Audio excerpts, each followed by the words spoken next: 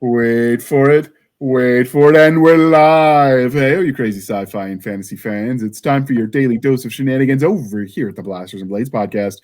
Just a couple of nerdy veterans and one chaos coordinator geeking out over our science fiction passions and fantastical fantasies. A place where magic is king, the sky is the limit, and space is the place. We are the podcast that puts the fun in dysfunctions. Without further ado, first we're going to let our guest, Professor Chris, introduce himself to our listeners and viewers. Well, hello, and thanks for having me back. I'm Professor Christopher Professor Christopher McGlothlin on all my good days, which this is apparently not one of them. I am the creative pit boss of Ghost Show Press, a small but mighty independent publisher, and we specialize in publishing books about strange, neglected movies, mostly genre films. We put out 4 volumes, 2 on horror and 1 on sci-fi. So this is all up our alley, and it's a great honor and a pleasure to be back.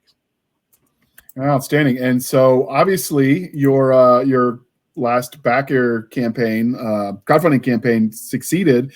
But for those that missed it, congratulations, by the way. Will they be able to buy it? Absolutely. It was fun. And horror is kind of Stabby and Nick's jam. So we try to humor them because they humor me. But for those that catch it after the fact, is there anywhere they can buy that now? Will it go up to Amazon or Barnes & Noble eventually? We do our primary fulfillment through RPGNet, and we'll be posting those links as soon as the book is available. And then moving on to Amazon and Barnes & Noble is our next step. Apparently, you change one thing about the layout, and you're good to go. I'm at the risk of sounding like I know what I'm talking about, and I clearly don't. But they tell me. Eventually, you will be able to get it if you miss the backer, because that's the danger of podcasts. Sometimes they catch it, and like we still get comments on videos we did years ago. And so obviously if that was a Kickstarter, that is one they missed. Yes. I've been disappointed before, though. I've watched an episode about Kickstarter. I'm like, this sounds really cool. Let me click the link. Oh, it closed 3 years ago. No. But if you go to the Ghost Show Press Facebook page, or you just search for us through RPGNet, you can find it all, and they will happily sell it to you in the format of your choice. Oh, freaking standing. And if you want to know what's worse, Nick, than finding out it ended 3 years ago, is finding it and realized you missed it by mere moments. Oh. Because it was like, 10 seconds earlier, and I hit the button. Ooh. All right, so we've obviously had him on, so he's answered all of the religion questions but because this is Spooktober, Stabby's favorite time of the year, it's like Christmas for the goth girls. We're going to mix it up a little bit. First, have you had your first pumpkin spice latte of the season? Ew. Not yet. I'll hold off to at least October. I did with the kids, though. So we're filming this obviously at the end of September, so we have everything prepped. And we went out with my kid and we did that, and we got the cream cheese pumpkin muffin. I seem to remember they were bigger back in the day at Starbucks. There's some shrinkage going on sizes for pastries at Starbucks, and the price did not go down with the size, which makes it hard if you're like actually tracking your calories to keep it. Stabby, behave. If you're trying to track your calories, it's like, is this based on the current size or what? So anyway, be sure to drink your Ovaltine. Anyway. So I have had my basic white girl. I just need to get some Uggs and I don't know, whatever that outfit is that they do. Was it? You need a set of leggings, a puffer vest, and a pair of Uggs. There you go. I knew she would know. Han Solo season. Han Solo season. That I would have got. You just had to tell me Han Solo season, and I'm there. All right. And the religion question. So we're going to mix it up a little bit. So The Strangers, The Invisible Man, or I Know What You Did Last Summer. I was really. Are we Invisible Man? Are we talking about the most recent version? Anyone, dealer's choice. Oh, I adore the original James Whale film. The job that Claude Rains does with just his voice is amazing. And the most recent version, I thought, was one of the better remixes of a horror theme I've seen in a while. I hate that. I think it was like it came out like the week before the lockdown started, and it wasn't quite ready to go to streaming just yet. So I don't think it quite got the audience that it deserved. So that's a film I hope people will go back and rediscover. And I don't usually care much for remixes and reimagining this thing, but making him from being just a world conquering psychopath into like a very personal stalker, I thought actually ups the horror in some ways. So both those versions I can speak very highly of. Okay. What about you, Nick?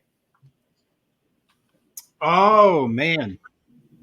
I don't know. Give it to me again. What are they? All right. So we've got The Strangers, The Invisible Man, or I Know What You Did Last Summer. I'm a big fan of The Strangers. Okay. Stabby.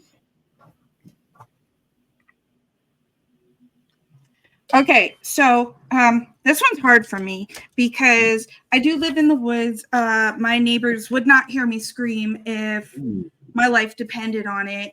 So The Strangers always really freaked me out, like really freaked me out. The idea that somebody would come and do that to you just because you're home and nobody hears you screaming is absolutely terrifying. I love The Invisible Man, the old one and the new one. And I like the little remake they made in the middle with Kevin Bacon in Hollow Man, which was basically The Invisible Man. And that one also terrified me by sitting there thinking that they could do things to you in your sleep. And you don't have no clue that they're there. Those are all absolutely terrifying. But if I had to pick one, I definitely would go with The Strangers because that one had to terrify me more. And it's really hard to terrify me. There's not a lot of scary movies that bother me. But after we watch that every year, because we watch it once a year, usually around this time, I have to double check all my doors and windows. And I have a lot of them in this house. So I'm like... You double check them? Nick, when she asks you to sweep the room, I'm guessing she means in the military sense and not with a broom. Yeah, then I got to get excitable about choice. Am I doing the M4? Am I doing the 12 gauge? Am I doing pistols akimbo? I don't know. I get real excited. I'm like Jane. I just get excited about choice. The guys at Black Rifle Coffee, I don't like their business model. I don't like how the owner badmouthed a lot of the vet bros that they supposedly served. I don't care about their politics. As a libertarian, I'm used to both sides hating me, and if I knew your politics, I probably wouldn't want to do business with you. So I just don't care. But if you're going to say one thing and then badmouth that customer base, that bugs me. But they put out some kick-ass videos. And they had one where this guy was getting robbed. The house was getting robbed. And his wife was like, honey, go deal with this. And he runs to the arms room and he has such a hard time picking the rifle that by the time he finally chooses, the house is empty.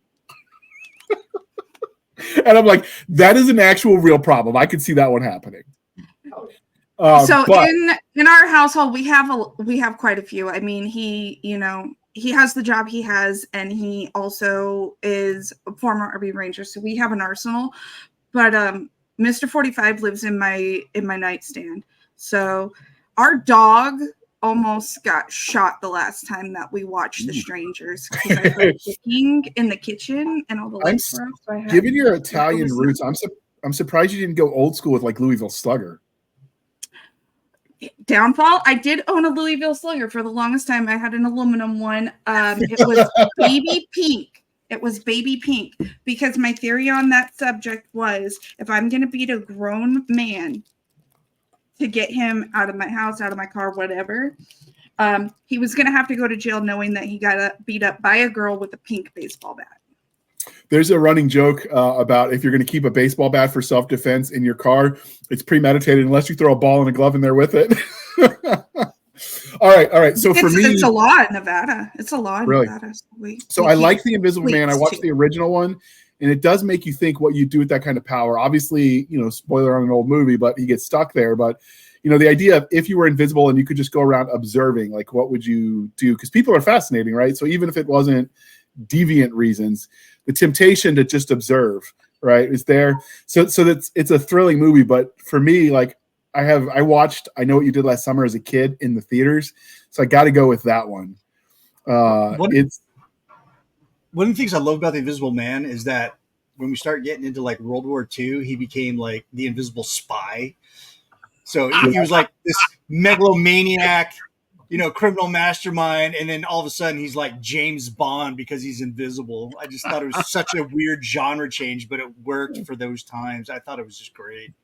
So for me, as a young man, I know what you did last summer, and the Final Destinations were ones that stayed with me for a while.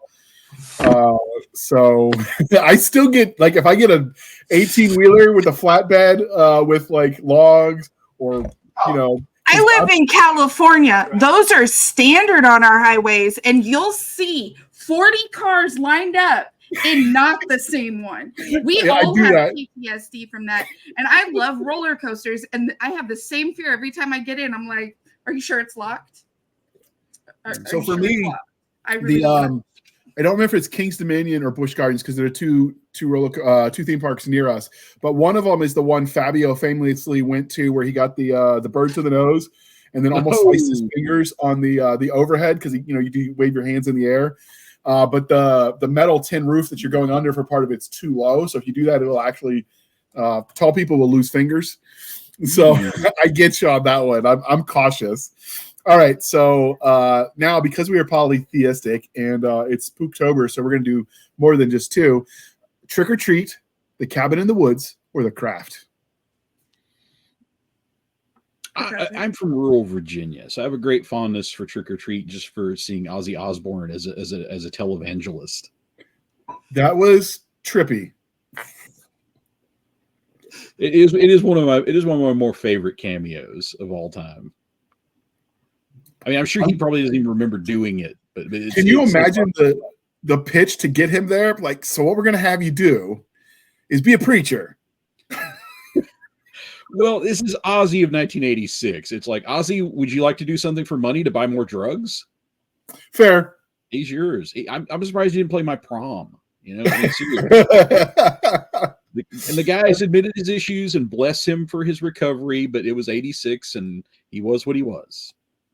Fair. All right, Stabby, what's your favorite of those three? Do I need to read them again? No, I love all of them.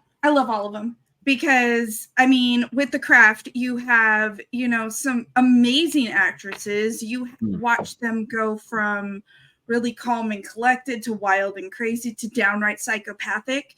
And then I personally... Trick or Treat with Ozzy was awesome, but I like Trick or Treat, the anthology that came out. What year did that even come out? Not too long ago. But I absolutely love that one, because I love how the Little Red Riding Hood character turned out to be the big bad wolf, because she was a werewolf. I loved that so much. And the principal of the school was a serial killer. That was amazing. And there was just so much fun in that anthology, and it shows how they all interconnect. It brings it all the way back to the original ideas behind Halloween as well, with I know I'm gonna say it wrong, Samhain,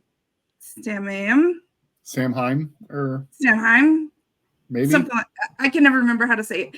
But it takes it all the way back to that origin, and you have Sam running around trick-or-treating and keeping an eye on the neighborhood, and if you blow out your pumpkin or you don't have any candy, he comes after you. And he's not afraid to go full force, and I'm over here like, yes, everything about that movie is yes. I watch it multiple times a year, so it would be Trick or Treat. I have clearly missed the memo, because that was not the one I was thinking of. But hey, all right, Nick, what about you? Cabin in the Woods, Trick or Treat, or The Craft? Cabin in the Woods. Why is that? Well, the premise, just the premise of the movie is amazing, because it really it took a bunch of genres and put them in a blender. So you have the sacrificing to the old gods. So you got some, Calls to Cthulhu type stuff going on there, and then using modern technology and the setup and all that. So it sets it up like it's going to be this just run of the mill. We went off in the woods and we encountered the evil or the slasher or whatever. And then you find out that it's all part of like this world conspiracy to like keep these gods in check. And then you start bringing out like these great value brand versions of like Pinhead and zombies and Freddy Krueger and unicorns. And like the unicorn scared the shit out of me in that movie. Because when that thing came out, it just started stabbing fools. And the last time I saw a unicorn depicted as an evil entity was like Supernatural, which was right around that time. So yeah, Cabin in the Woods is just awesome.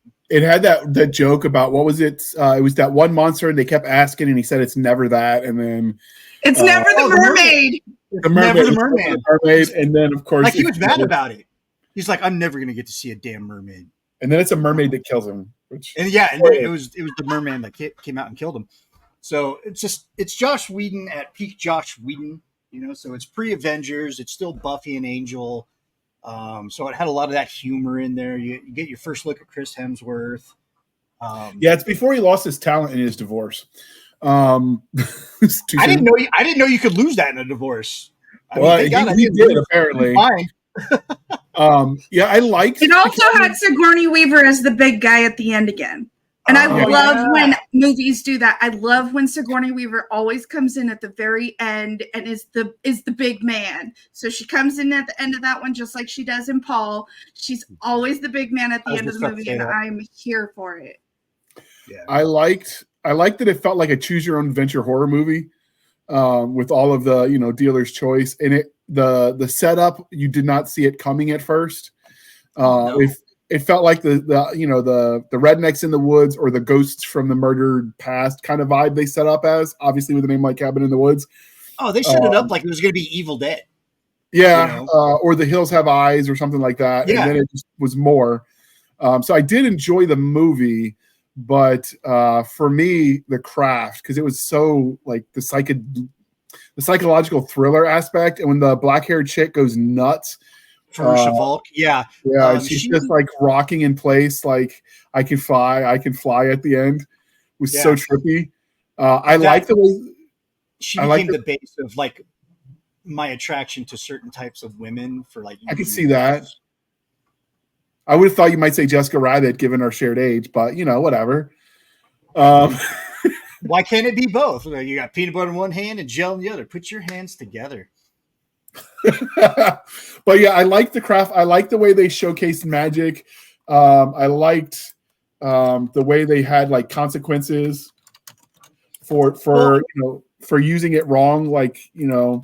Yeah, it's supposed to come back on you tenfold. I mean, right. We're talking and about a lot of traditional times, magic. They ignore that angle of traditional magic, and it just becomes the MacGuffin that you can do whatever you want with.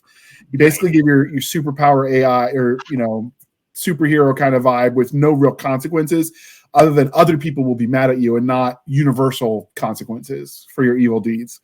So when that chick's hair started falling out, I never said a bad thing to anybody in PE class ever after that. I was like, and you kind of felt for the girl that got their scar removed, and suddenly they go from the ugly duckling to popular and don't know how to deal with it, because it's not uncommon. Like you get people that have glow ups for whatever reason, and then they get high on life because it's something so new to them that sometimes like they forget themselves. It's not an uncommon theme in fiction.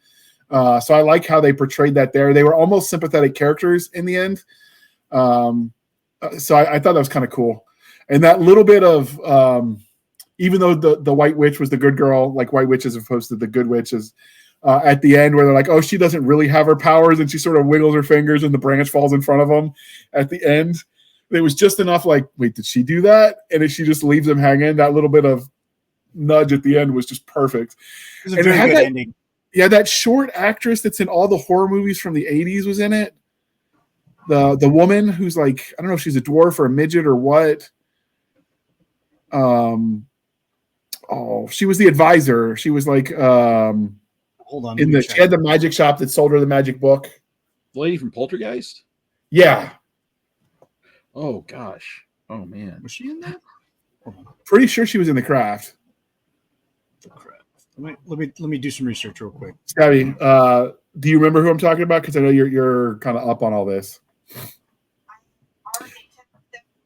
She's looking it up, people. The FBI is already involved. But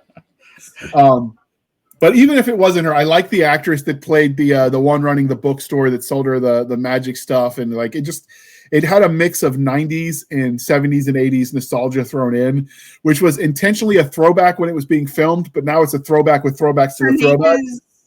Her name is Zelda Rubinstein. Yes, and She was in Teen Witch, Poltergeist, Addams Family, The Witches, but I don't see her in that one. No. I thought she was in it. I'm still scrolling, but so far I don't see her in that one. Well, anyway, it's the lady that did the bookstore. I thought that was her, but I just remember like the vibe, and I could be mixing movies up too. Like, you know, I've seen these movies 3 decades ago, so it's been a while. I will tell you, dear listener, that when we do movie reviews, we actually go back and watch them. So that at least for the movie review part, what we're talking about, we recently watched. But okay, while you look that up, we're going to move on and say, because this is Nick's question, who is your favorite slasher? Jason Voorhees, Michael Myers, Chucky, or Ghostface?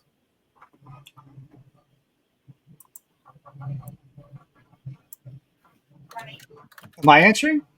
No, our guest first. Oh, I'm sorry. Sorry, my bad. I was confused. Bad.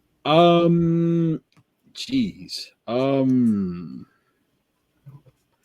Honestly, none of them really do a whole lot for me. It just guy with a knife. They all blend together. I could go off list and speak for Norman Bates.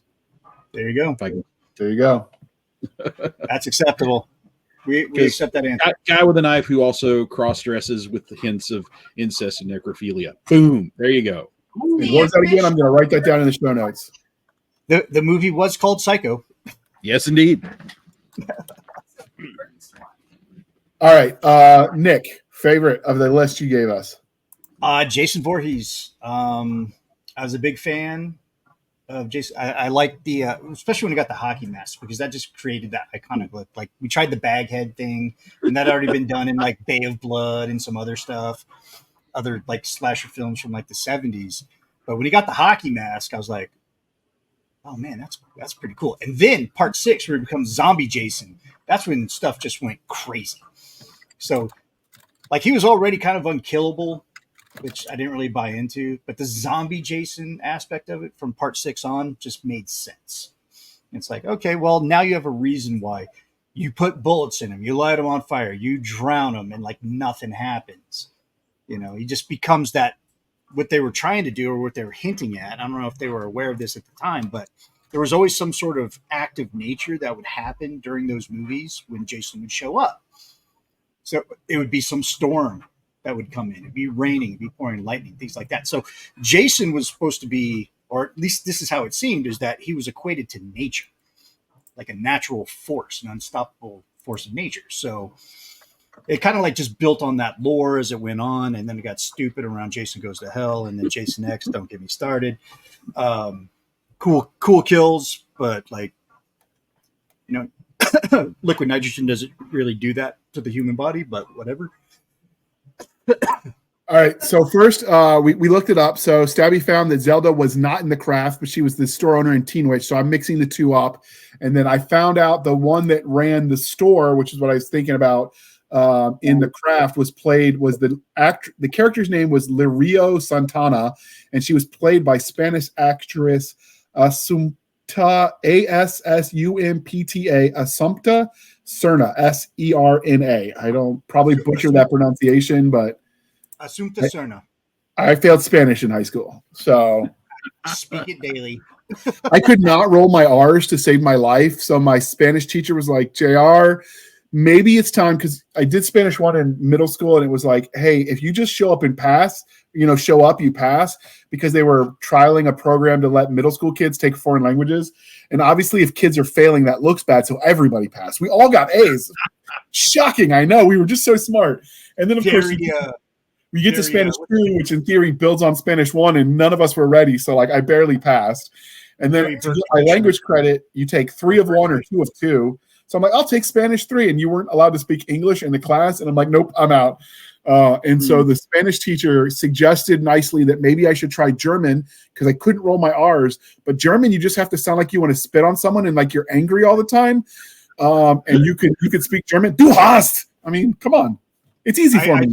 I took German in high school too. It was so easy. So it worked for me. But all right. So Stabby, now that you've done our research and played Miss Madam FBI, maybe that's got to be your second moniker. What is your favorite who is your favorite slasher?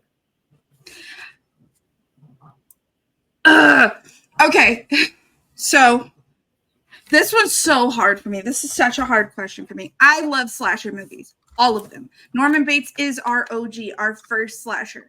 He did get that title. He was the first of the first. But you got to take into consideration all the other amazing slashers. You have Freddy Krueger. You have Michael Myers. You know, the babysitter killer. You have Jason Voorhees. You have Ghostface and Scream. And I mean, who doesn't love Stu and Billy in the first one? And you have Neve Campbell as our heroine, who just happened to be a witch in the craft. I mean, come on. But there's just so much goodness, and my entire desk is surrounded by all of them. I have Freddy's glove, I have Jason's mask, I have Ghostface mask. Like, I'm surrounded. I love them all. But my first slasher, because I can't choose one, but my first one, the one that got me into it, has to be Michael. Michael is my guy. And he brought me into the world of horror, and I love him for it, even though he got poked in the eye with a wire hanger. It cracked me up. Stabbed in the neck with a knitting needle? Yeah, stabbed in the neck with a knitting needle and shot and still got up and walked away. How can you not love that so much? But when it comes to slashers, I love all of them. I really do so much. And Nick, for the last 3 days, has been running around the house going, "Leave her alone, leave her alone." I'm like, I guess we got to watch Scream, because he just keeps screaming, "Leave her alone." And it's yeah. I could talk on slashers all day long. I love the slashers. They're just too much fun. So for me, I'm going to go with Chucky, and because the Chucky character was based off the American toy, the My Buddy or Kid Sister dolls that I had as a young kid, I wanted the My Buddy Power Wheel and the tricycle that they did, the little flat tricycle. And so I wanted those as kids. I had the doll. In fact, until I moved, it was in with the stuff, just, childhood mementos you kept. But unfortunately, whatever they put on the inside of that attracted critters. So when we were packing up my stuff from storage, it did not save as a memento for the kids. But I had one of those as a kid. And so when you saw Chucky, I'm like, that looks familiar. And then I look it up, and of course I'm like, oh, that's because I had that doll as a kid. And so for me, I keep thinking about what would that have been like if my doll came to life, right? And so for me, it'll always be Chucky, favorite slasher. You can't not love Chucky. I have a special place in my heart for the Bride of Chucky, because Jennifer, is I know her last name. She was freaking amazing. Yeah, you do. She got put into the doll and made the doll look just like her, and it came out so perfect. But there's a scene in Bride of Chucky where somebody opens the back door to the vans, and he just goes at them with a nail gun. And I'm just sitting there like, I can never let my uncle watch this movie.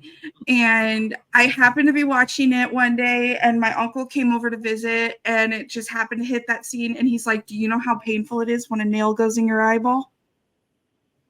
And I'm like, "You're a construction worker. I imagine you do." And he's like, "Why do you think I can't see out of my left eye?" And I'm like, Okay, that's why we were safety goggles, people. OSHA, sometimes they do good things. Just saying, sometimes. Yeah. All right. So with that out of the way, now that you're horribly horrified, dear listener, it is Spooktober. So send your traumatic emails to Stabby Stab on the Instagram, Twitter, and the email. Links in the show notes. What is your favorite Halloween candy, Chris? Well, I used to like them all, and that kind of gives you diabetes. Who knew? But after I killed my pancreas, my doctor, I was pretty sad about it all, of course. But my doctor pointed out, nothing's stopping you from having all the steak you want. So I've sort of ported all the holiday meals over to steak, Halloween steak, birthday steak. So yes, I will gladly accept your frozen beef every Halloween now, because that will keep me alive and keep me happy. I was going to list my favorite candy, but I'm going to add steak as one of my favorite candies now, too. Maybe I'm starting a trend here. I don't know. All right, so we got to ask, and then I'll ask them their favorite candy. But how do you take your steak? Generally, the rarer the better. I'm not one of those people. It has to be at least well enough cooked where I can slice it. Yeah. But that's perfect. If it's just done enough to slice, there you go. Perfect. Okay. I like your moniker, Eat Meat, Be Awesome, Nick. All right, so Nick, what is your favorite candy other than steak? Because obviously we're all going for steak now. Oh God, no! I really want a steak, but that'll be tomorrow. I don't know. Like, this is gonna make Stabby here cringe because she absolutely hates this candy, and I somewhat enjoy it. Candy corn. I do love me some candy corn. I get you. And candy corn's illegitimate brother, the candy pumpkin. Oh, That one's pretty good too. I mean, I Buy a candle. Just eat a candle. I've eaten candles and crowns, whatever. and Don't crayons, and but they baby don't come corn. close to candy corn because they don't have that pumpkin-y flavor to them. That's right. All right. I do like candy corn. All right, Stabby, favorite candy other than candles. You bite my candle, we'll fight. There's a video on TikTok of me showing the world what you're supposed to do with candy corn as I dump the entire bag in the trash can. Why would you waste perfectly good candy, Stabby? That is disgusting. It is Show me in your stomach where candy corn hurt you. It's disgusting. It's right up there with those circus peanuts. Okay, now circus peanuts are just packing for shipping stuff. Yeah. Mm-mm. So nasty. All right, so what is your favorite candy? I taught my son from a very young age about the mom tax, and he has convinced himself over 14 years that he does not like Reese's peanut butter cups because of it. Wow. So every time he got one as we were trick-or-treating, he would run over, here you go, mom tax, and he'd drop the Reese's peanut butter cup into my little bag or bucket or whatever I was carrying that matched my costume for that year. And I would get all the Reese's peanut butter cups and he would get everything else. It was always, he's convinced himself, 14 years old, he's convinced himself he hates peanut butter cups. So I like this. I like the standard like Snickers and Mars bars or whatever, the chocolate candy bars. But my when I need to get a project done and I'm under a deadline, Mike and Ike's is the sugar that powers me through. So I'm gonna go with Mike and Ike. It's good movie theater candy, the Mike and Ike. That and but it's gotta be the original. It cannot be like the weird tropical flavors and stuff that don't taste like anything. The sour ones I can do. I'm not a huge sour person, but I don't hate it, and it never is the pucker factor they say it is. But yeah, for me, it's Mike and Ike's the original. We can't leave Twizzlers out of this conversation. Twizzlers have to be a part of this conversation. Definitely not Red Vines. Those things are trash. I bought a container to try it after Janice said how good they are, and oh my goodness, she lied to me. Why would you do that? We agreed on that episode that if you want diabetes, you have to try it. No, you don't like it. Well, sometimes there's something. I warned you not to touch the Red Vines. There's something in them that just tastes chemical.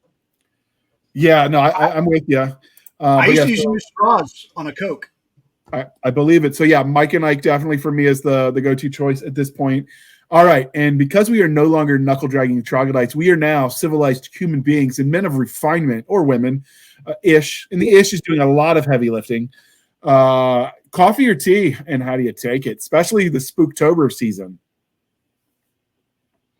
Oh, I was raised on tea, and I still enjoy tea, but coffee gets me to work, and therefore allows me to afford everything else in my life. So I have to recognize that coffee keeps me employed. Yeah, but go to the dance with the one who brung you, I think is the expression. Absolutely. Tea is a worthy side piece, but coffee. I've never heard of that. Checks clear. Being referred to as a side piece. Oh my god. That's too funny. That ought to be on some of our merch. Tea is a worthy side piece. You can like anthropomorphize a cup of tea with like coffee, as the main thing. Like there's so much stuff there. Like there's art there, Nick, waiting to happen.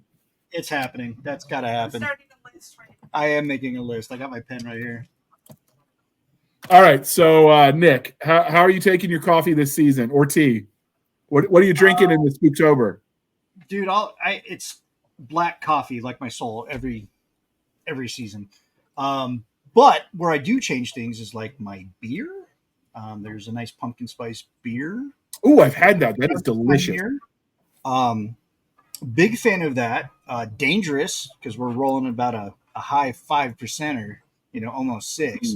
So about 2 or 3 deep, and you're like, yeah, I want to fight a moose. You get a little crazy. So, yeah, the pumpkin spice beer is really good around this time of year. A hot toddy, always delicious around this time of year when it starts getting cold and you start lighting fires in the fire pit and the chimney and all that. So, pumpkin spice coffee, though, not a fan. Not a fan. What is a hot toddy?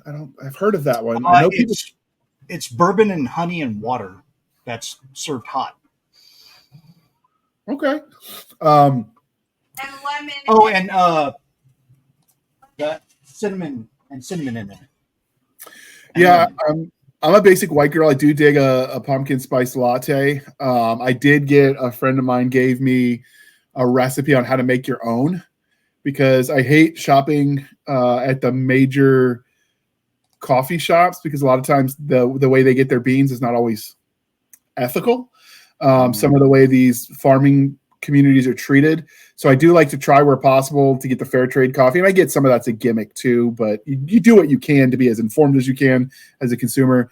But a lot of time when it comes to pumpkin spice, I just haven't found anyone that made it as good as Starbucks has locally. So a friend of mine sent me a recipe that I'm going to try when they start seeing pumpkins at the grocery store, and we see if I can make my own. And that way I don't have to spend, $8 for a Starbucks version. Because man, those things got expensive. And sometimes the Starbucks espresso just feels a little bitter to me. But I also do love the smell. I don't like the taste. I wish I liked the taste, but of a spiced apple cider. To me, fall spiced apple cider is the smell of fall. I just wish I liked how they taste. We used to go to I think we mentioned it before, but we used to go to this historic place in Virginia Beach that was like built in the 1600s, and it talks about the family that lived there, and they would do events for the youth in the fall. Francis Land House, it's called, and they would do events in the fall when I was a kid, and they would always have like the people in the period clothes, and as kids, you're running around with like the tops that you spin, the little thing on a string that they did as toys. You're hitting a hoop with the stick and chasing it around. And then they're always selling for food. The drink was always spiced apple cider, or mulled apple cider was the other one. And so for me, like that always brings me back to fall memories with my family as a kid. So that is it for me. Although, like I said, I also like, pumpkin spice latte. Now, Stabby, what are you drinking in the fall? Not pumpkin spice lattes. First and foremost, it's nothing against Starbucks because God knows I love some of their drinks. Like I love their peppermint mocha. That's Christmas, yeah. But if you look in the bottom of the cup, when you're getting towards the bottom of a pumpkin spice latte, it is nothing but orange dye. Nothing. If you think that's bad, look inside the steamed eggnog at Starbucks. It's scrambled eggs at the bottom. No, thank you. On top of which, if you get an upset tummy and it comes back up, you'll see a sheen of orange oil sitting on top of the water.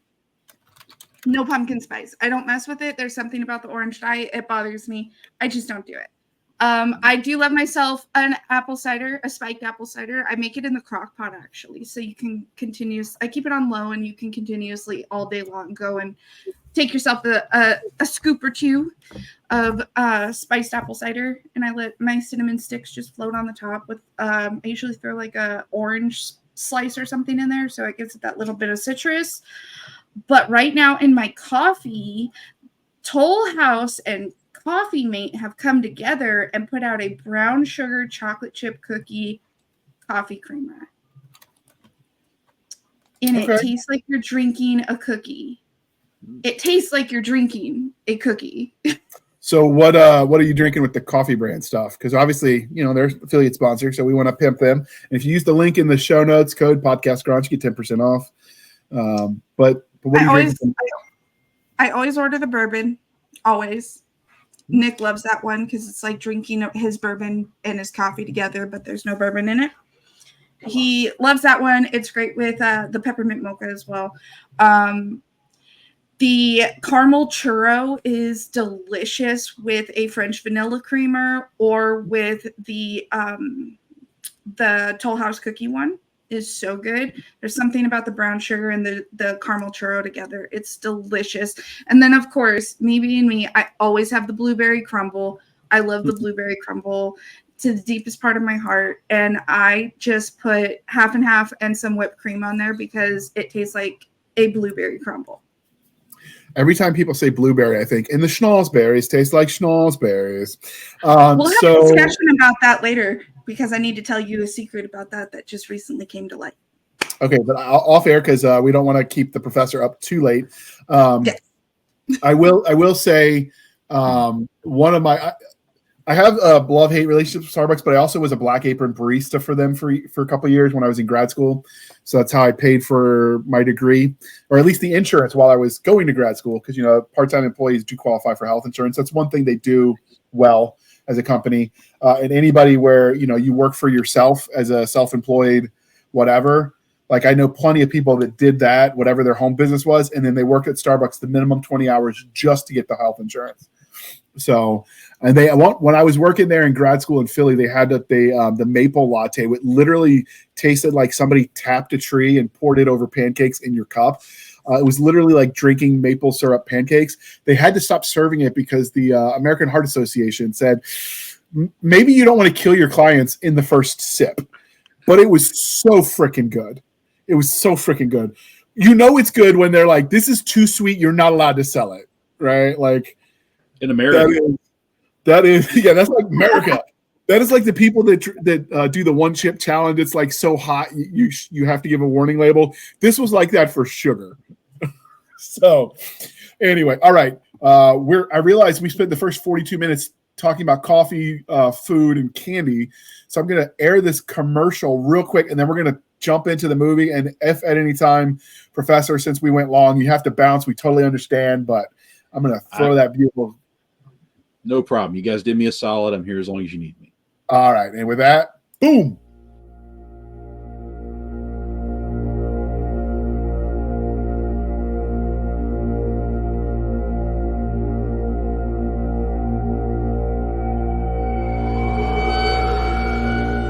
The government underestimated the outbreak.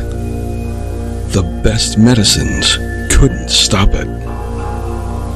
Now, the dead are walking the streets, and they're hungry.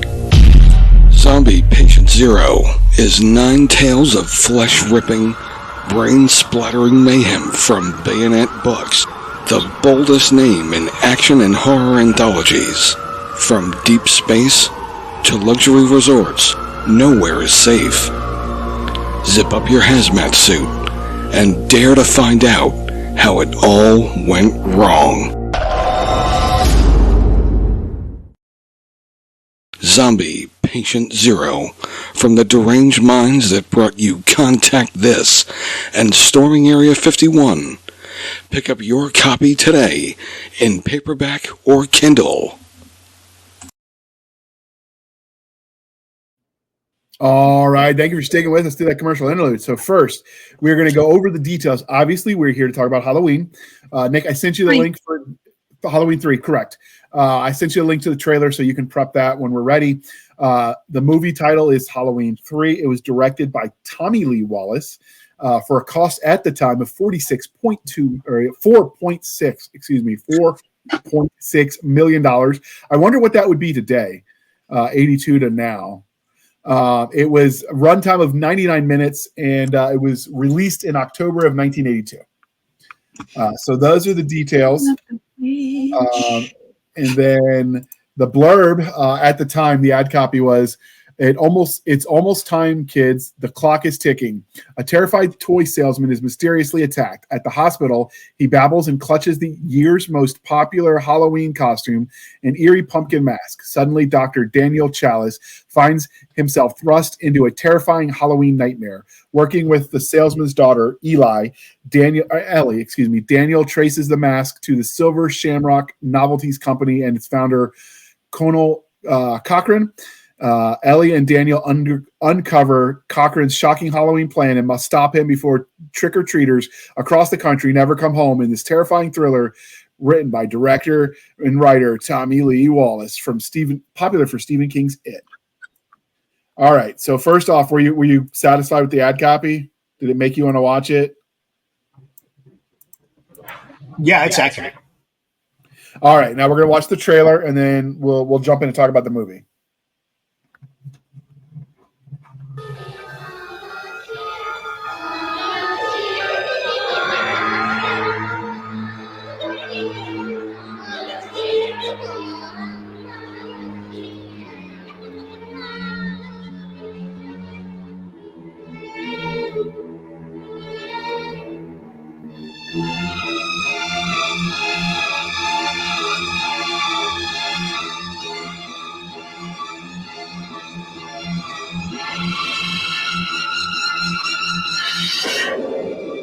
Halloween 3, Season of the Witch, the night no one comes home.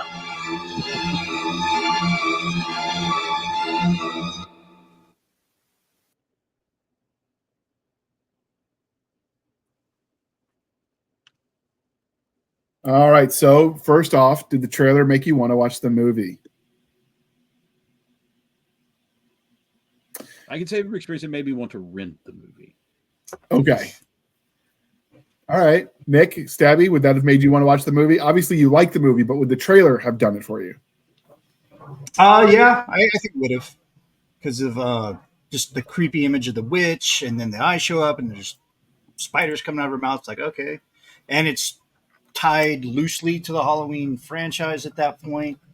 So, I don't know. It definitely piqued my interest. Something I would definitely want to go in there in like 1982 and be like, okay, let's see what this is about, and then be disappointed. Okay. Stabby, would it make you want to watch the movie? No.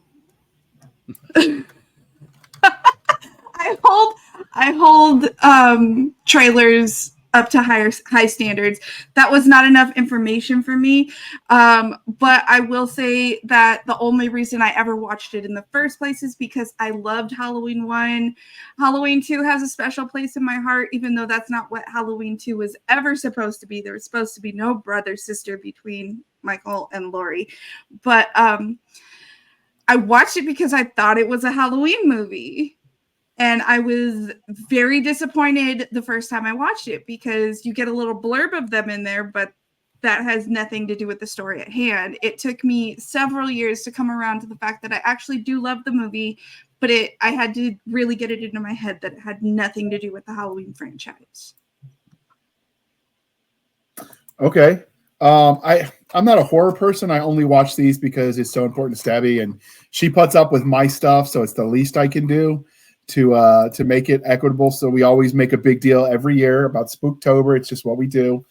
And we always plan like 4 or 5 episodes that fit. This year, it just happened to be, we found an unaired review of the movie, of the topic of mummies, a panel we hadn't listed because it got lost. So we had a few more this season just because, like I said, we found some we recorded this summer and forgot about. That just happened to be themes that fit for Halloween. So this wouldn't have made me want to watch it. But like I said, I'm not normally the target audience for these, so it's not necessarily fair to count that against them. With that, let's start with the cameo. So when I looked up the actress that played Ellie, it looks like she was in the original Halloween movie from what I was able to find. Were there any other cameos from the original? The director and the credited writer plays Jason in the closet in the 78 version. Okay. And of course, you have Michael and Lori in the commercial for the original movie. Okay. I like the mystery with the since we're just doing sort of random at the moment. I did like the mystery of how they just suddenly made one of the stones from Stonehenge disappear. Because anybody who's seen them or seen pictures of them, like, wait, how the hell did they do that? And then the character that played Cochran, Connell, I think was his name, first name. I think that's how you say it. He's just like, you wouldn't believe what we had to do to get it here, but then he never tells you. And I'm like, that's because I don't think it's possible. But I like that he didn't tell me. So I really dug that part of it. And it did have a twist at the end I didn't see coming because, do we spoil a movie that's 40-something years old? Yeah. Okay, I didn't see it coming that the bad guy henchman types were actually robots. And because they said witchcraft, so I was expecting like zombified kind of mind control deal. But they alluded to that in the beginning after that guy lights himself on fire in the car. And she's like, and they can't find any. Yeah, they can't find any human remains. It's like, I'm dealing with spare parts here. Yeah, and then what happens to Ellie?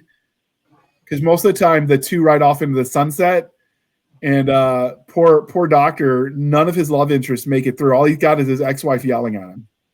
Yeah, I mean, that should have been a go-to. The first person to go is the ex-wife. But I digress. Anyway, so first off, how do you like the way they shot it? It didn't have a lot of jump scares. I don't feel like it made you dizzy if you're watching it. From the filmography angle, what did you guys think of the movie? I think... go ahead, please. Go ahead. Sorry. No, you. Oh, well. Based on Tommy Lee Wallace's body of work, I mean, he seems to be the guy you call when you're making a completely unnecessary sequel. I've seen. I looked him up researching for this, and I've seen way more of his stuff than I realized, but it's all completely forgettable.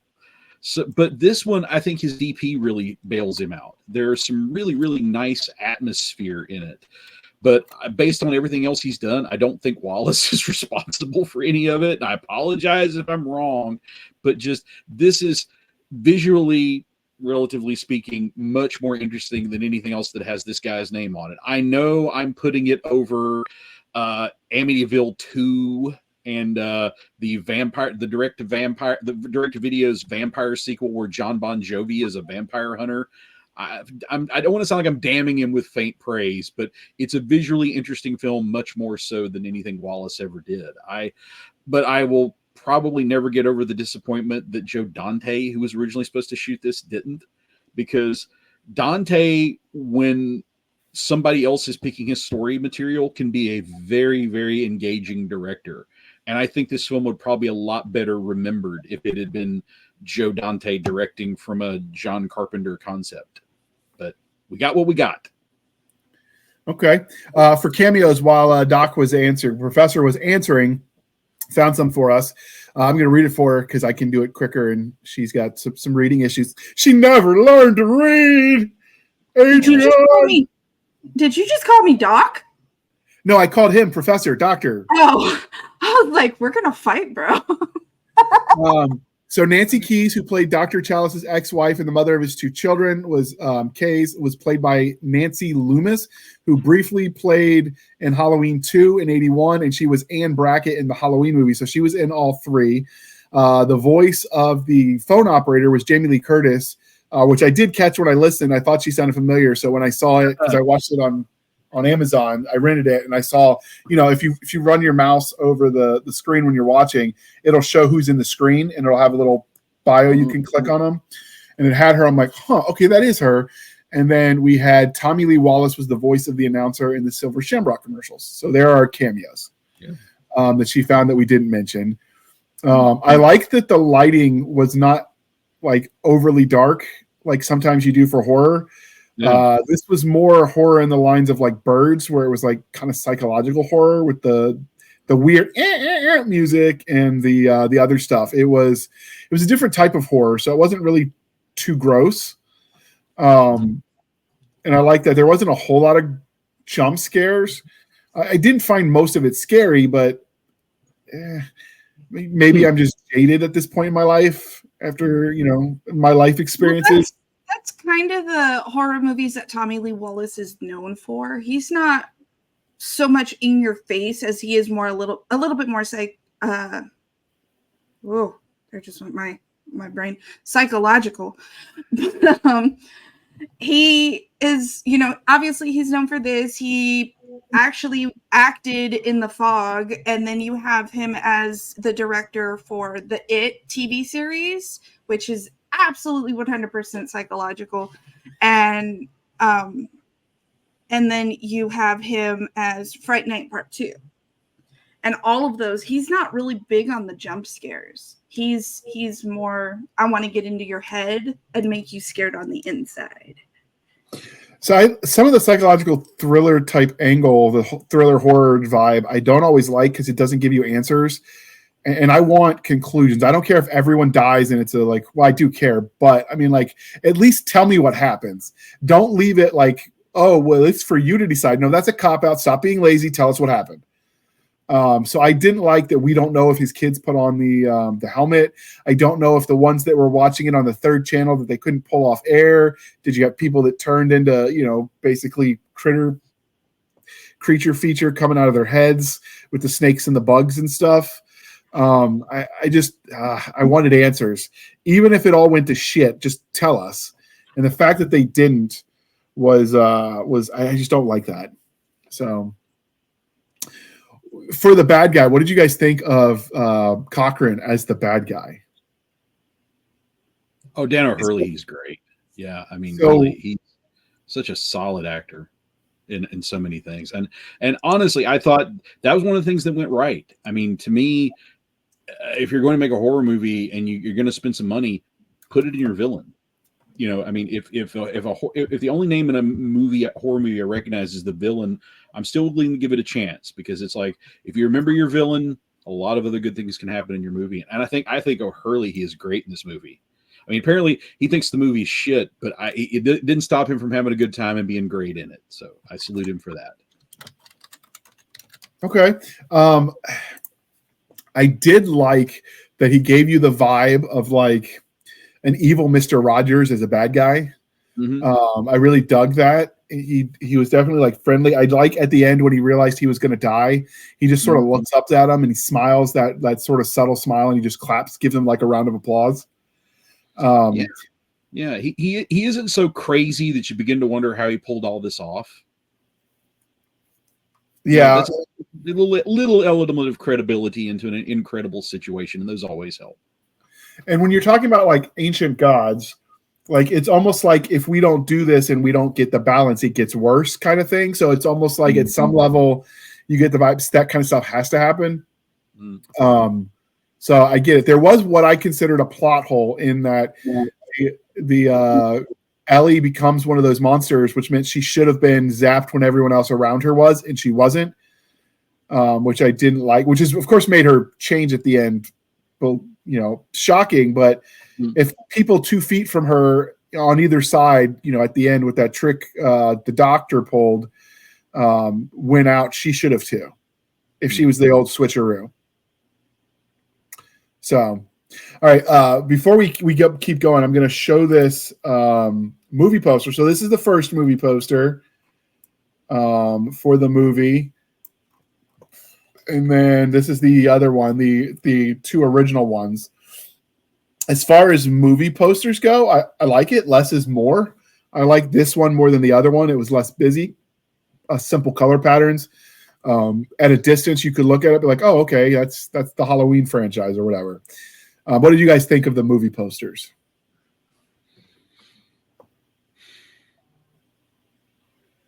I'm a little unfinished. It just makes me wonder what the hell that thing at the top is, because it just, I don't know. It needed something there. Yeah, honestly, it might have been scary with just the kids. Make you wonder what's after the kids. Right. Because to me, that's one of the best elements of the films is you're ultimately playing on children. Because I think we often underestimate how unnerving it can be when something really, really evil is truly preying on children.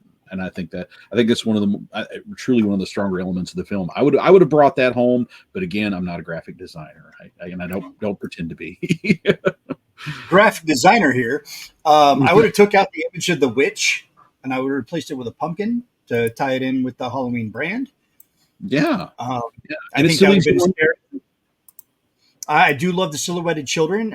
In both posters, you have the silhouetted children, and it was a very iconic part of the film when they're getting ready to get towards the climax of the movie. When Silver Shamrock's about ready to implement their plan.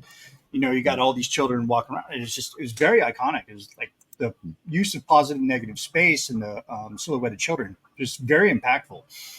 I would have ditched the witch, even though it's season of the witch. I get it. They were trying to tie that in. I would have used the pumpkin. I think the pumpkin would have been a lot more solid and probably a little bit more terrifying, and bringing the franchise together with that type of imagery. Yeah, and it still makes you wonder what's after the kids. It's great. Right. It still gives you that. There's a tension in this poster and in that image. It's like, okay, all right, so we're doing a Halloween movie. We know Halloween's Michael Myers. Is it Michael Myers? Is it something else? What are we doing? But there is an imminent threat with that image. It kind of makes you. It adds some tension. Yeah. Yeah, I like I said, I think if they had put the pumpkin, it would have definitely been more iconically Halloween season. So I'm with you there. What did you guys think of the henchmen? The guys in the bad suits that were unnervingly strong. I just didn't find it scary. I mean, it looked like every bad G-Man movie coming after you. Stabby, go. I'm just gonna throw this out there. The movie poster, because you skipped me. The movie poster. So I just let everyone jump in if they had something to say. Well, Professor Chris over here talked about being a graphic designer, and then the graphic designer chimed in, and I didn't get to chime in because the graphic designer was chiming in. The poster is actually based off of the cover of the book. And to answer your former question, if you read the book, the children die screaming because he couldn't make it to the third station in time to take the commercial down. So, according to the book, all the children died. All the children watching the third station died because if they were on the other two, they didn't see it. But children died. It says he failed as the children die screaming at the end of the book. So they may not have led that into the movie, but in the book, that's how it ended. But as much as I could nitpick at the movie poster, I do like that the movie poster matched the book cover. Fair. Well, then I would criticize the book poster or the book cover as well, for the same reason. Halloween, the pumpkin would have been more iconic, and it still leaves it ambiguous as whether his kids were watching the right channel and died or not. I sent you a picture of the book with its actual cover, and you can see it's a pretty worn cover because I pulled it off of eBay. But I also sent you a second movie poster, and I think the second movie poster it still has the witch, but it's not so in your face. And I think the second movie poster definitely, that one. Yeah, I think that one fit a little bit better because it looks like it's melting out of the actual title, and then it's not so in your face because it blends into the clouds in the background. I think I like that one more. Oh yeah.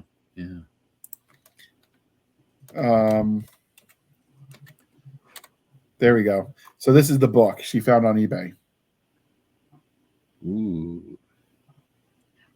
That's the kind of the point I was getting at. I was like, man, I would own that book just to own that book, even if I never sat down and read it. I have a thing for old books. I like the way they look, they feel, they smell.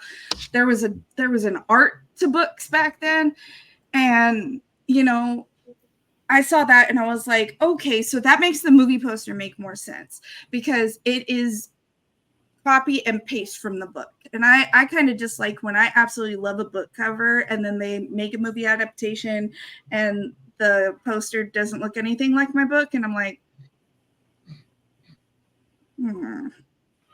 And this is a screen adaptation, so the movie came first and then the book, not the other way around, just for people that track that. Yeah, so for me, I don't know. I like you wrap the endings up in a neat bow. Some ambiguity is okay on some things, but give me something. Not everything is up to interpretation. So back to the badly fitted suits that look more like G-men than horror bad guys for henchmen. What did you guys think of the henchmen? Connolly's army of people in bad suits. I don't think it worked as well. Sorry. No, I was just saying gray suits. Like, come on, henchmen wear black. We know that. That's day one stuff. I appreciate what they were going for. I don't know if it works as well as the masks and the other elements of the film, but I mean, if the theme of your film is that you're going to use technology to tap into unspeakable forces, it works okay. I mean, if nothing else, it makes Dan O'Hurley a threat beyond doing something crazy like making him a wizard or something like that. Just to get an hour and a half movie out of it, it was okay. It worked decently for me. So, in all fairness, as it just comes to mind that maybe those suits didn't look cheap back in the day. Maybe that was the height of fashion in '82. I don't know the history of suitology, but that looks like something I bought at a thrift store. So I wasn't a fan. I did like that they were very stoic. The actors kept the non-expression, which worked for the big reveal later that they were in fact robots. Or actually very deadpan.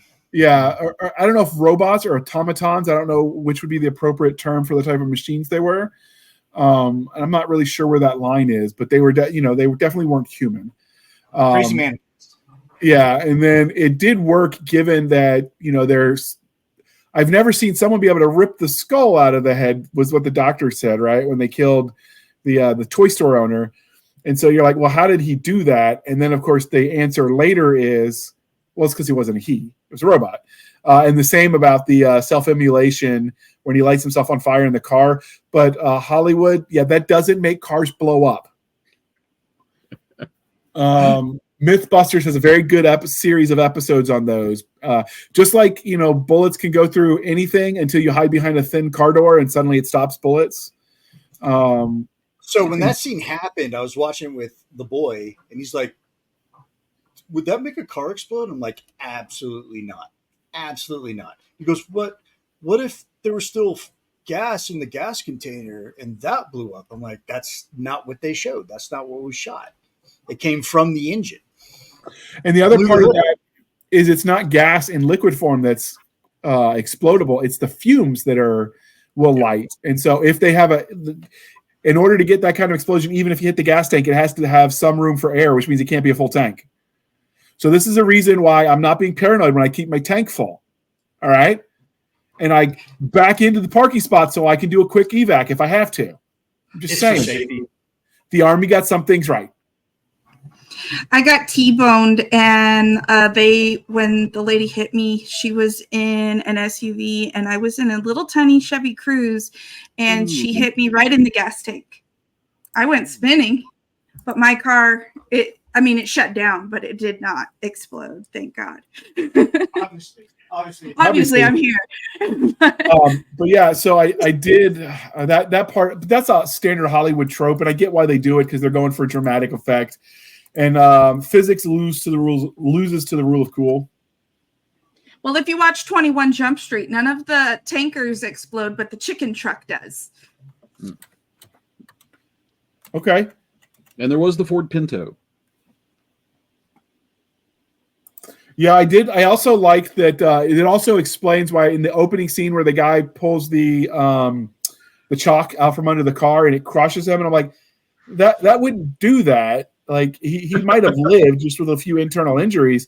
I'm like, oh, because he's a robot. Okay. So Stabby, what's this art you found that you sent me so we can share that while we're talking?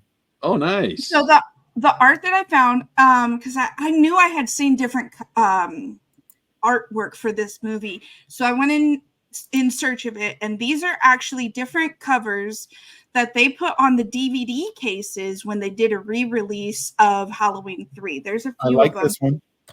I love that one. I thought like this one this was one. pretty neat. And then the one that you guys were talking about, like that one's, I mean, come on, it's a jack-o'-lantern. How can you not love that? But there was one last one. I thought I sent it to you. Nope, I And thought you it's said an actual DVD case.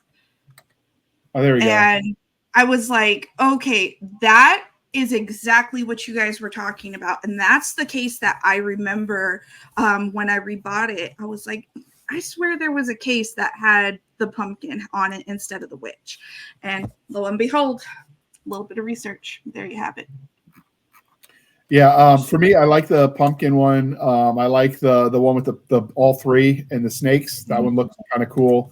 But the one with the pumpkin and the green and silhouetted one that fit with what you saw in the movie, I think is probably most on par for the brand. What did you think of the overall plot? Did it work for you? The slow build, the mystery.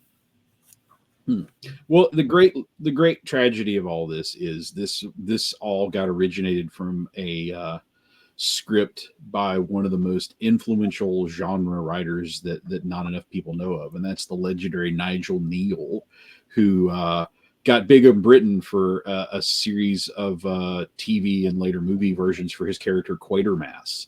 And basically anything that involves a mid-level semi-authority figure investigating stuff in the modern day and finding out it's a monster, it all goes back to Nigel Neal. You know, you could trace everything from Kolchak to the X-Files all the way back to Neal. And this started out as a script of his. And the things I love about this movie are the bits of Nigel Neal they couldn't get rid of. You know, the fact that big businesses in modern life may be up to ancient evil. You know, all the Neely bits I love.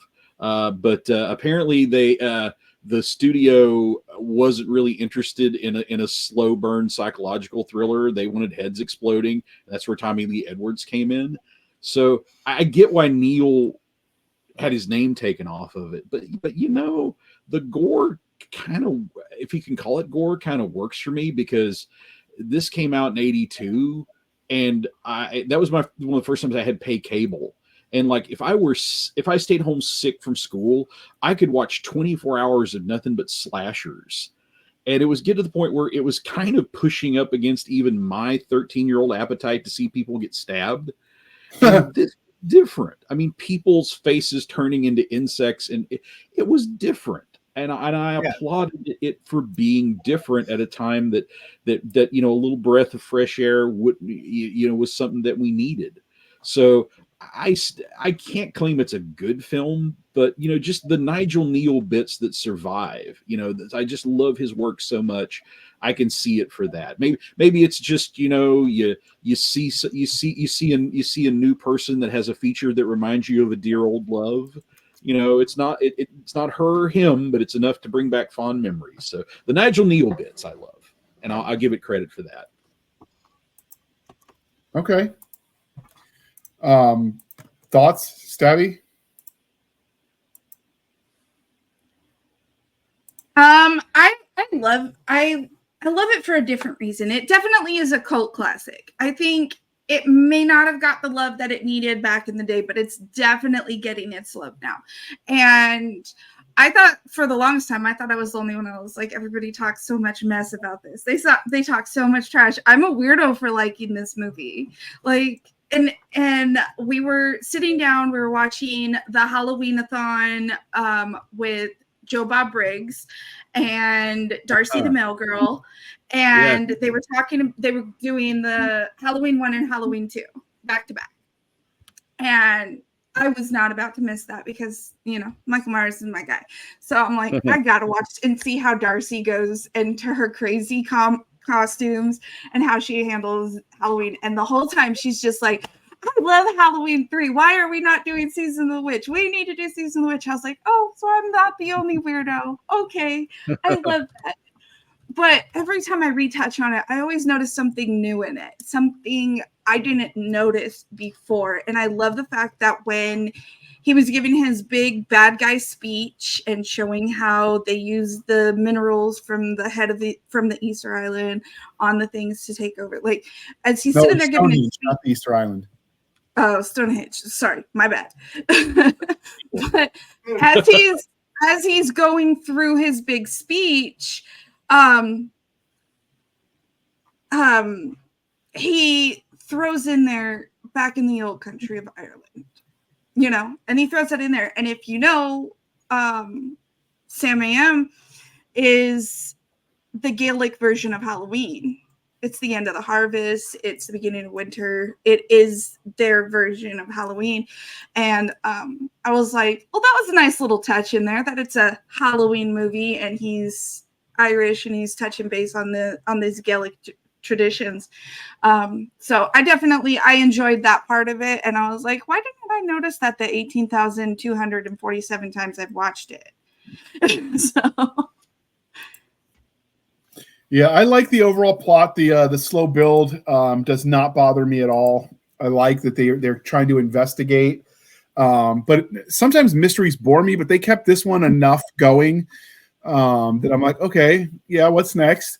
You got the 1980s, so of course you have the obligatory sex scene with the lingerie that was popular at the time.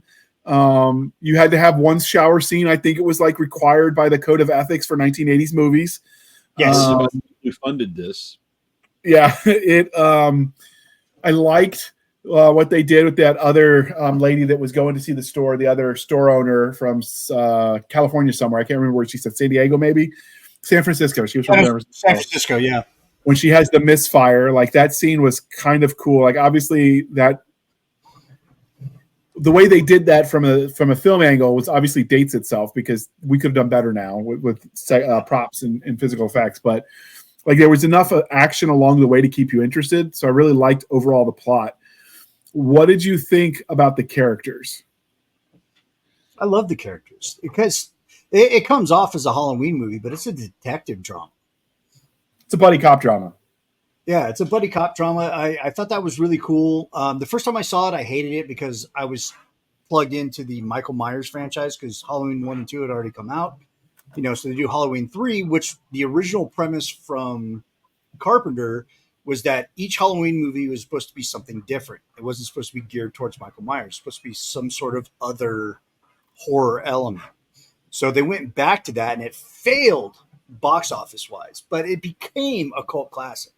And I think it's because you have, Tom Atkins, who's at that time was in everything horror related, and he's such a great actor in that genre, I loved him in The Fog, because that dude was just knocking down tail left and right in that movie, so he was like, he's not a really good looking man, but in the movies, he's just like the ish, he's just like, just taking down hotties, yeah, it's very period-esque with the way his look was.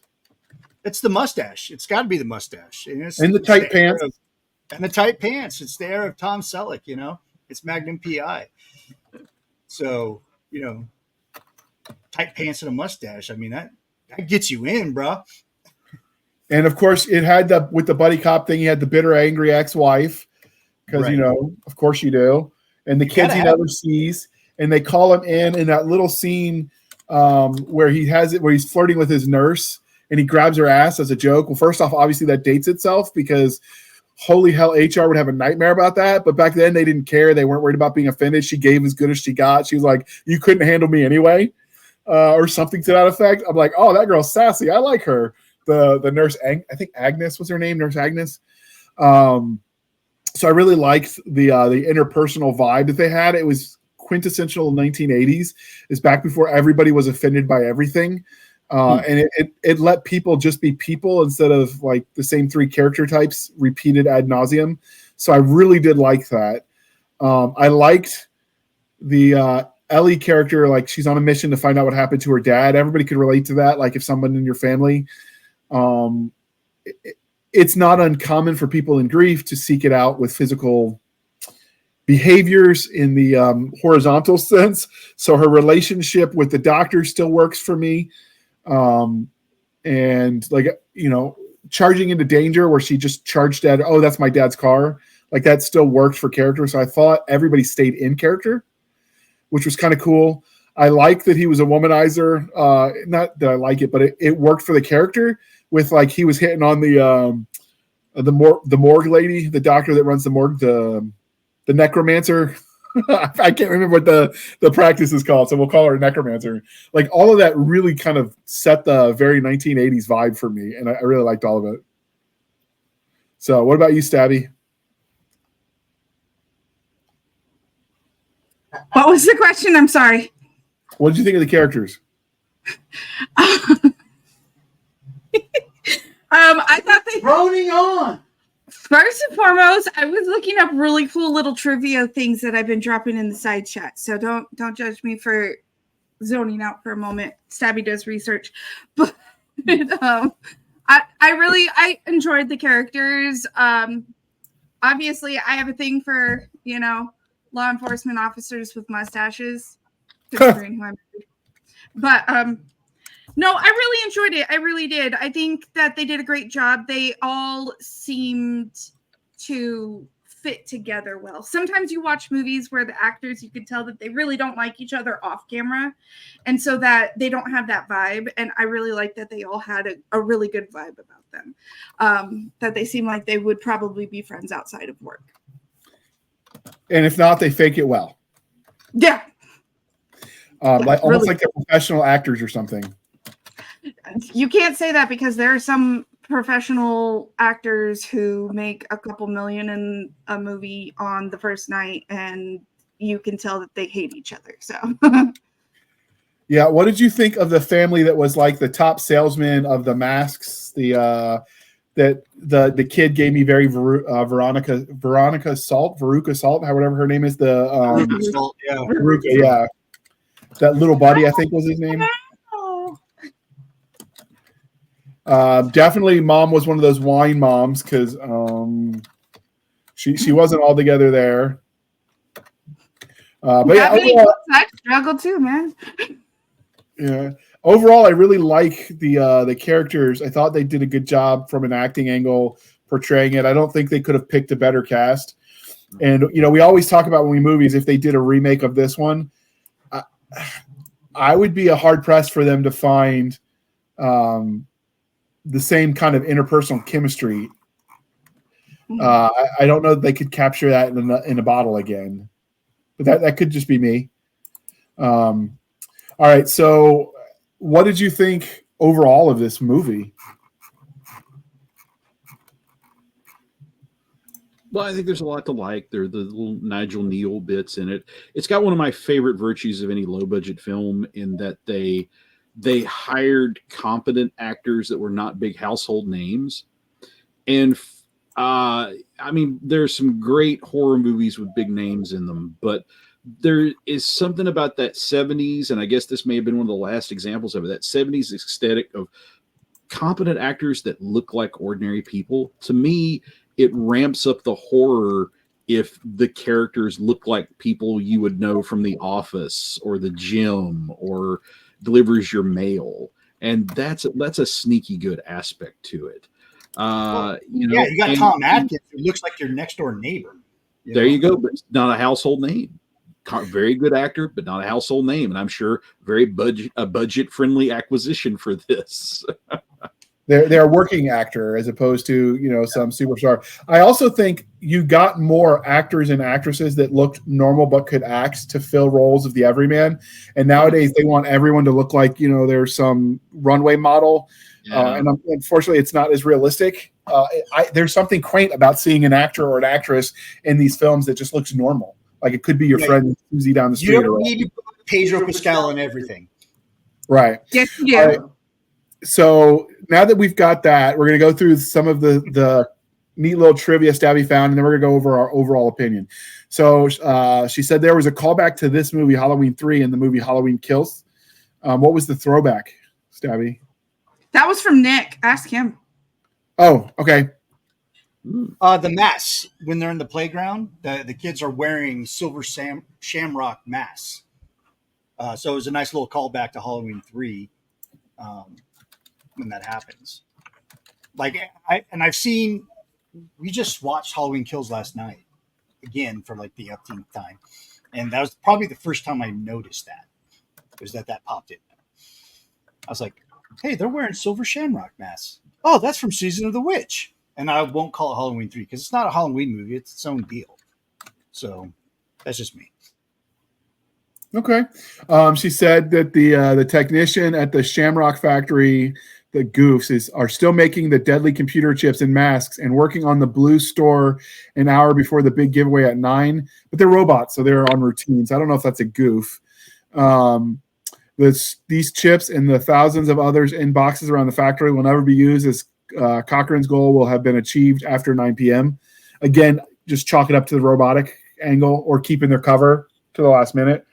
John Carpenter didn't plan on having Michael Myers in another Halloween movie, only the first. He wanted a different Halloween-related story each time, but after the first was such a success, producers were forced to use him again and again, which was, it makes sense.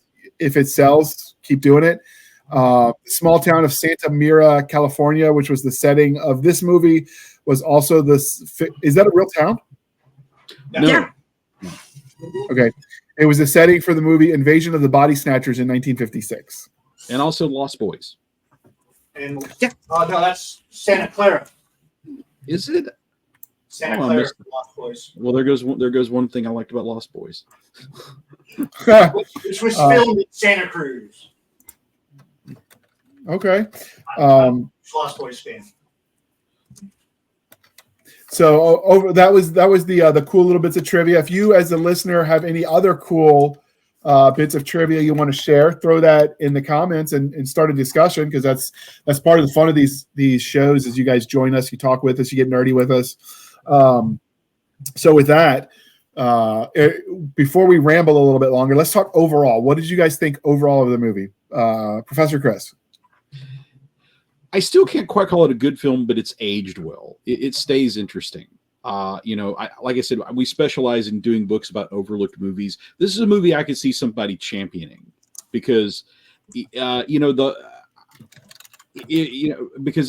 especially if you look at it in the context of its times. I mean, if you ask anybody about 1982 in cinema, they tell you like, oh, that was the year of Carpenter's Thing and Wrath of Khan and Blade Runner and all these other foundational movies. And it not only stands out from the slasher trend, it stands out from like every other movie you remember there. And it's branded as a sequel, and it doesn't really, whatever else you want to say about it, it doesn't suffer from the problems that a sequel typically suffers from.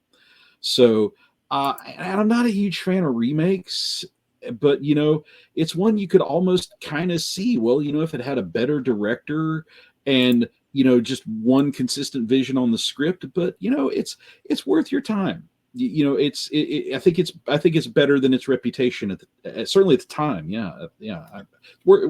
It's 92 minutes. There you go. That's the great thing about films from this era. You had 90 minutes to do whatever you were going to do. So it's worth 90 minutes of your life. Okay. I will say, for me, if I kind of viewed it as just another B movie, but I like B movies.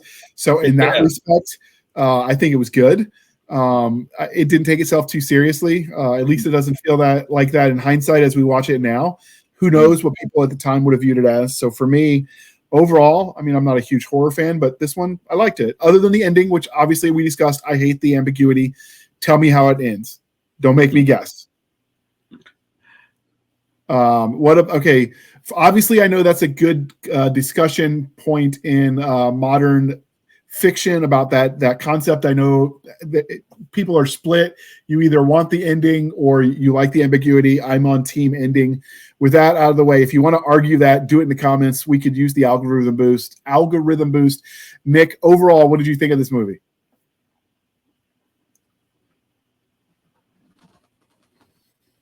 Sorry, I was doing the quick keys and it wanted to do something weird.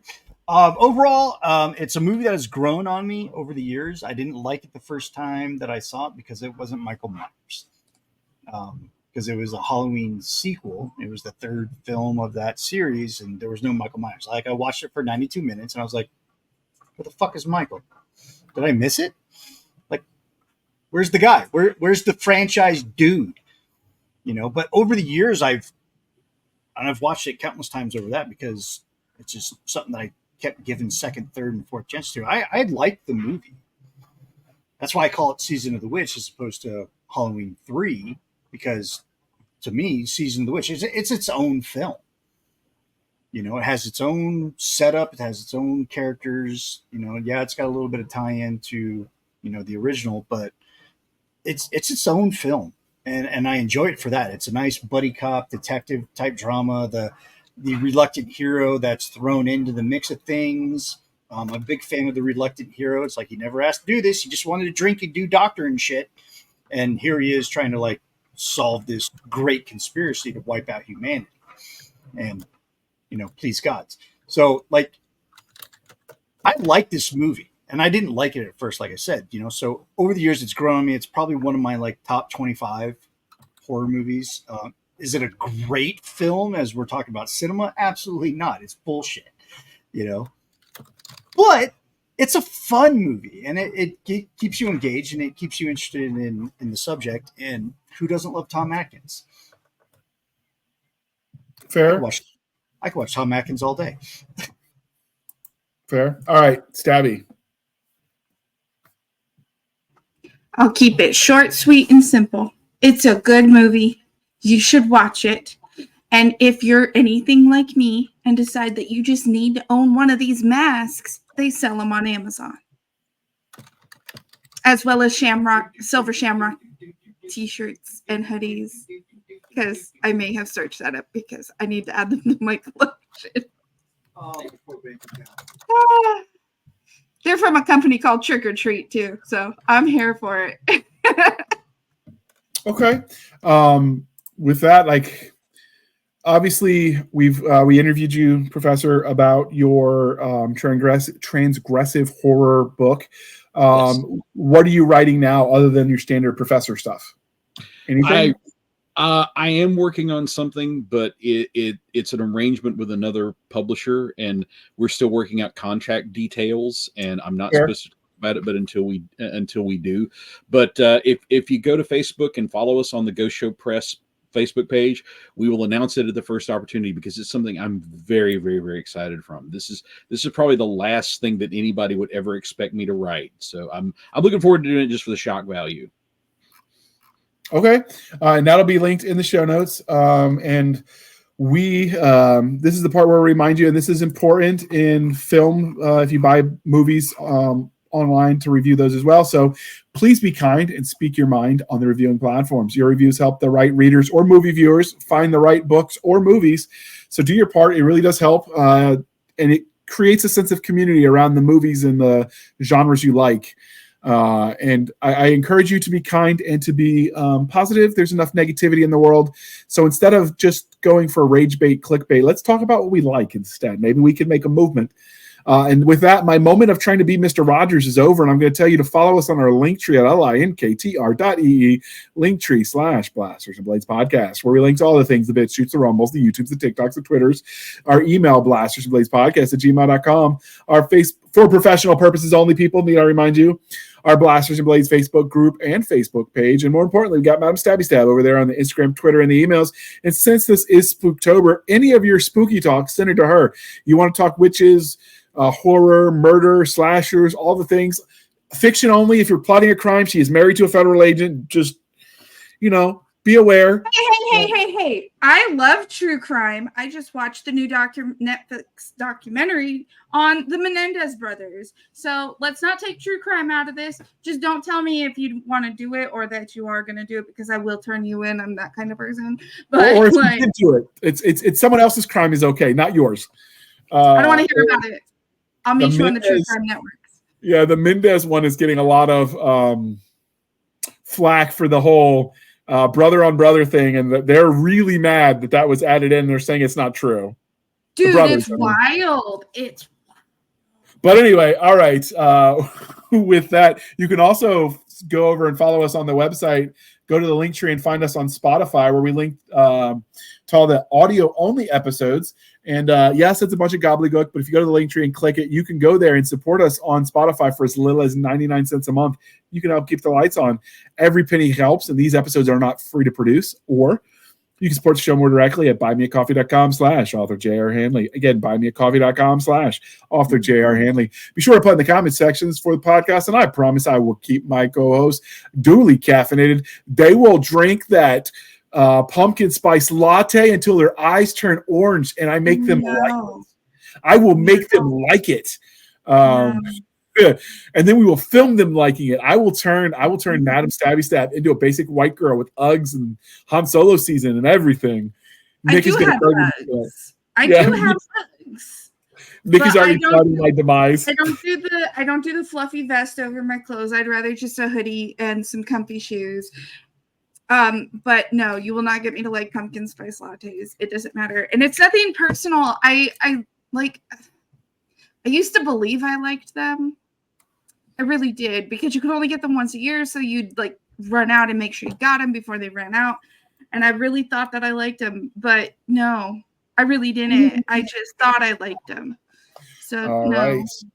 And before we let Professor turn into a pumpkin, I'm going to wrap this up and say thank you for spending some of your precious time with us.